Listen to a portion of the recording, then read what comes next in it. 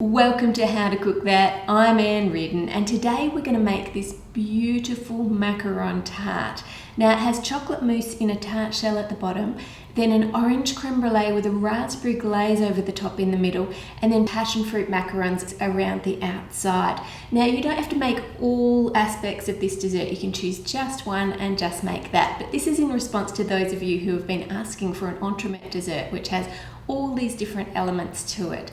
And thank you to YouTube and Screen Australia for flying me over here. You'll see that I am not at home, I'm in LA, and I'm here as part of a grant with YouTube and Screen Australia. You'll see some videos on the channel starting in January. There's a series of 4 videos called The Sweetest Thing, which have been produced and filmed professionally for my YouTube channel as part of that grant, which is exciting, so I hope you'll enjoy those when they come.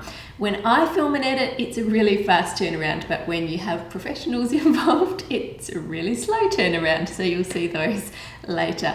Now the first thing we need to make for this dessert is the brulee part of it, and we need that to freeze so that we can glaze it. So we'll make that first. The ingredients you'll need for that are cream, egg yolks, sugar, and grated orange rind. Add the orange rind and the sugar to the cream. And all the recipe quantities can be found on the howtocookthat.net website in grams and ounces and cups, and I'll put a link to that below. Heat the cream mixture until it just starts to boil. Then remove it from the heat and let it sit. Preheat your oven to 300F or 150C.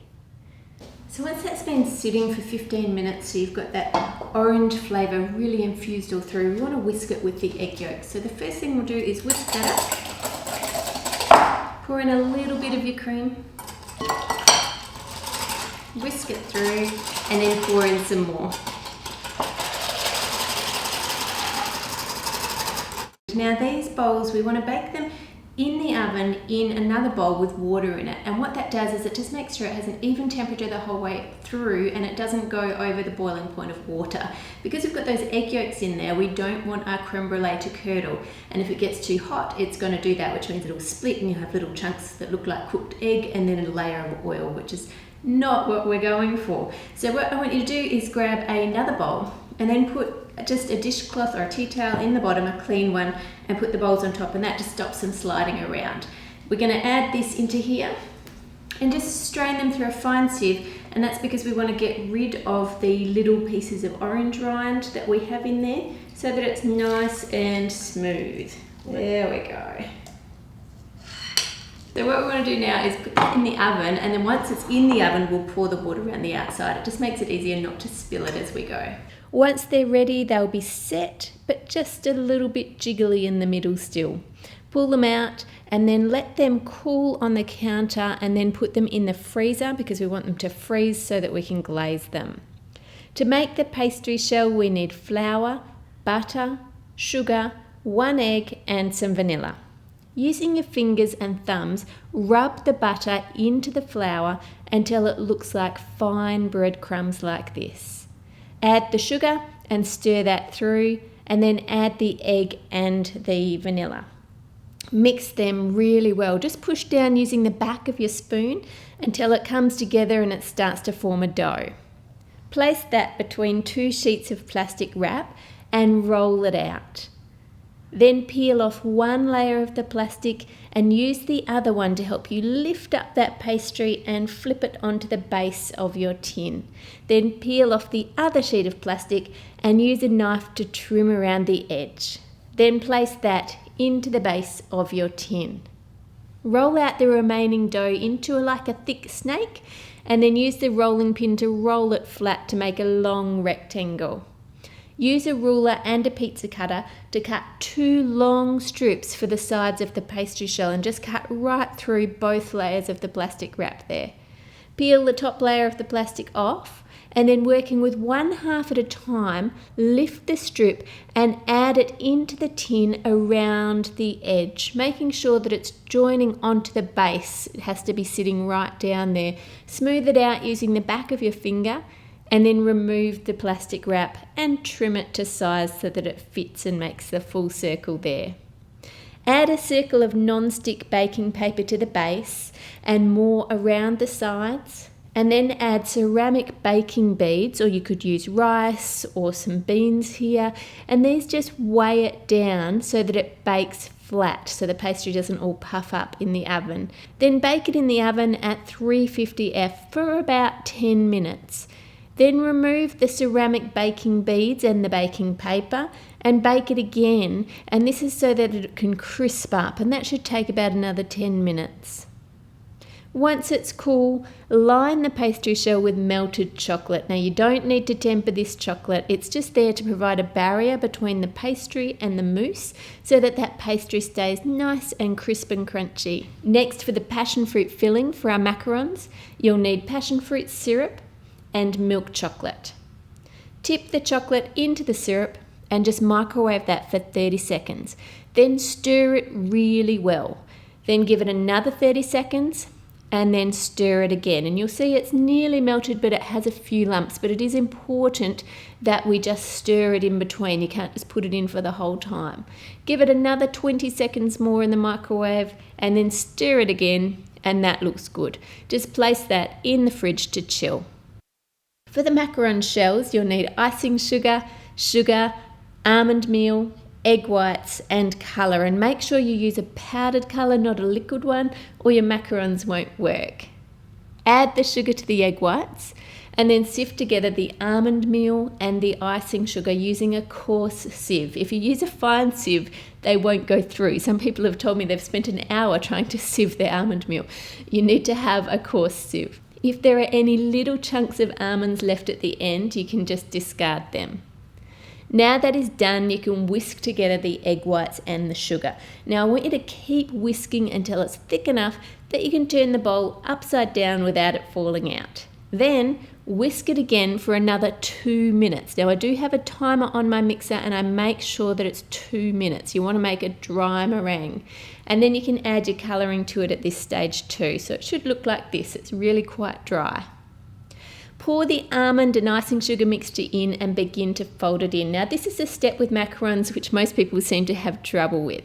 The first thing you want to do is get rid of all the dry bits. So fold down the bottom, and then if you can see dry bits there, just scrape across to mix them in. Then fold down the bottom and scrape across to mix them in. Once it's all mixed in, now you need to fold some more. Scrape down the sides of the bowl, scrape off your spatula so you don't get some overmixed bits that are on the spatula, and then keep folding around and down and over the top, and keep folding until you get like a lava consistency. So when you drop some off the spatula, it should slowly move down. Now if instead of folding you just stir, you're going to get like a liquid. It will just really drop the air out of it and it's not going to work. So make sure you're folding, not stirring. Place that mixture into a piping bag and using a template, pipe little circles of macaron mixture onto some non-stick baking paper. Now you can print out the template from the howtocookthat.net website, and I'll put a template that's this size on the recipe for this particular dessert. Slide that onto a baking sheet and then you can reuse that template for your next one. And then bang the tray on the counter several times to get rid of any air bubbles. Now if you don't do this, they will crack, so make sure you do this as soon as you have piped them. While I'm here in LA, LG asked if I wanted to check out their new LG Pro Bake convection oven. So I thought I'd test them with this recipe because macarons are so finicky on oven temperature. Now they reckon in their new oven you can put 2 trays of things in at once and the temperature will be even the whole way around. I would never do that with my oven at home with macarons because what happens is the bottom tray always cracks and the top tray is fine, bottom tray no good. So I thought I'd put it to the hardest test I could think of and bake 2 at once. I'm a little bit nervous, but let's see if it can handle it.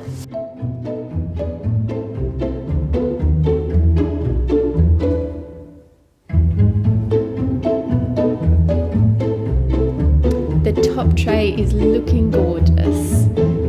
And there you are, they're done. Let's take out the top tray and then let's have a look at the bottom tray. Oh my goodness, they're perfect little macarons. Not one has cracked. I honestly did not expect that. I need one of these ovens.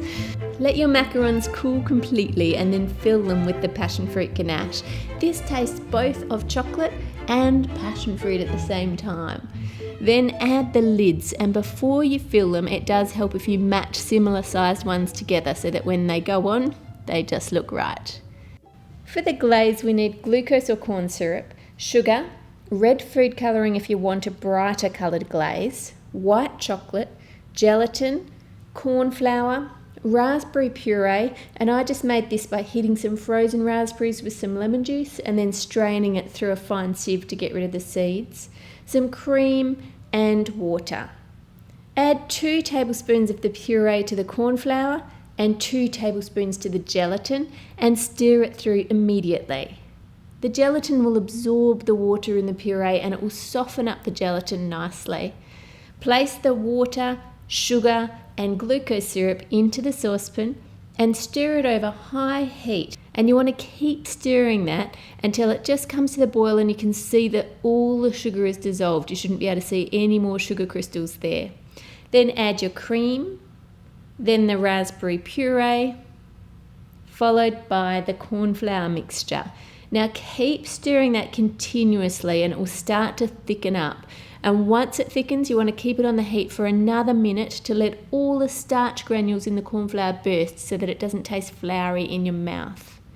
Remove it from the heat and then stir in your gelatin, and the heat of the mixture will just melt that. If you want a bright red, then add in some food colouring. Pour the mixture through a sieve onto the white chocolate, and then after a minute, stir it through, and the white chocolate will now be melted and will stir through all the way there, and your glaze is done. And you can just set that to one side to cool. For the yummy chocolate mousse that goes inside the tart shell, you'll need cream, milk, chocolate, gelatin and sugar, and you'll also need some egg yolks. Add some milk into the gelatin and stir that through. And again, this is just going to bloom the gelatin, so it just absorbs all the water and softens it so you don't get lumps when you add it in later. Whip your cream using electric beaters until you get soft peaks. You don't want to over whip it. And then set that aside on the counter so that it can come to room temperature. In a saucepan, place the milk, sugar and egg yolks and heat them until they get to 186F or 86C. Then immediately remove it from the heat and stir through the gelatin until it's melted. Pour this mixture through a sieve onto the chocolate, just like we did with the glaze, and then leave that for a minute and then stir it through until it's well combined. And once that mixture is room temperature, we want to fold it through the whipped cream. Pour it in and fold it through. Keep scooping right down to the bottom and keep going round to evenly distribute the chocolate through the cream. Then pour that into the pastry shell to fill it with the mousse, and then place that in the fridge to set. To get the frozen brulee out of the bowl, place it in some hot water, and this will melt the outside layer so that you can tip it out. Your glaze by now will be set, so you want to microwave it for about 20 seconds just to melt it a little bit, but you don't want it hot or it will just slide right off your dessert because it will melt the layer of your dessert.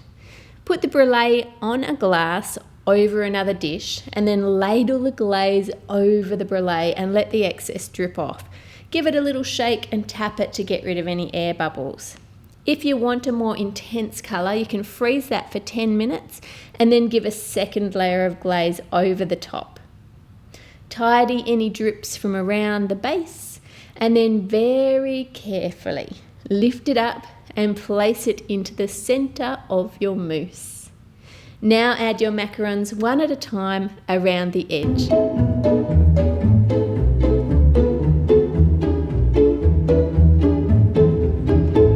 And your dessert is done. Subscribe to How to Cook That for more cakes, chocolates and desserts. Click here for my channel, here for the recipe, and here for last week's gingerbread house video. Make it a great week, and I'll see you all on Friday.